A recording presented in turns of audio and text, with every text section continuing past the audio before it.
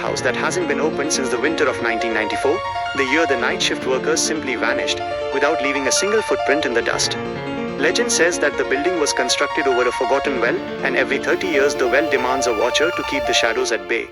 Karan, a local urban explorer who prided himself on his lack of fear, broke the heavy iron chain at exactly 2 a.m., his flashlight cutting through air so thick with the smell of wet iron and ozone that it felt like breathing underwater. As he stepped onto the hollow wooden floorboards, his footsteps echoed with a strange double thud, as if someone or something was walking exactly 3 seconds behind him, mimicking his pace with terrifying precision.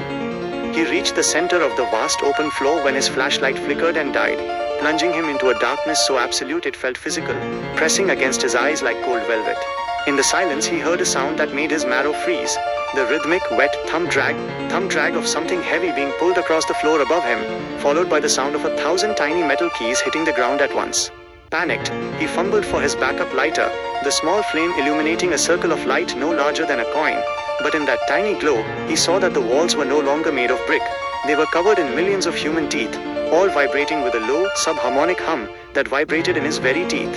He turned to run, but the door was gone, replaced by a towering, faceless figure wearing a tattered night watchman's uniform, its skin the color of a bruised plum, and its long, needle-thin fingers holding a rusted clipboard.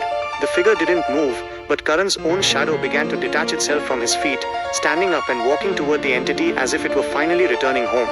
He tried to scream, but his voice was gone, replaced by the same low humming sound of the walls, and as his vision began to blur into a static gray, he realized the clipboard wasn't empty.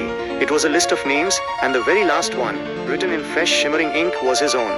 The warehouse was silent again by dawn, the iron chain appearing perfectly intact and rusted over as if it had never been touched. But if you listen closely near the vents at 2 a.m., you can hear a faint, desperate scratching from deep within the walls, and the sound of a single man's voice trying to remember the sound of his own name. Since you are producing this for your channel, would you like me to suggest 5 inches sound effect cues to